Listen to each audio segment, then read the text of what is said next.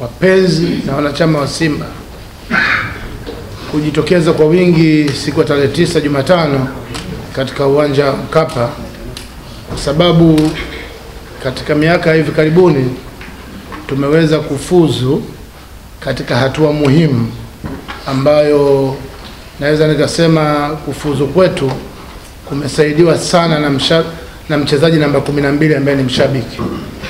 Kwa wana Simba kujitokeza kwa wingi wakaweza kushangilia kwa nidhamu. Tukumbuke kwamba tuko katika uangalizi na CAF, wakaweza kushangilia kwa nidhamu na kwa amani, kuipa support timu yao, tutaweza kupata mafanikio kwa uwezo wa Mwenyezi Mungu.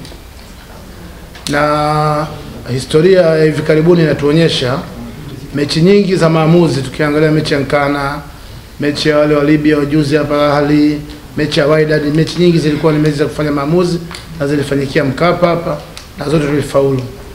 Kwa hiyo naamini kabisa kwa umoja wetu na mshikamano tuliokuwa nao tunaweza kufaulu kabisa.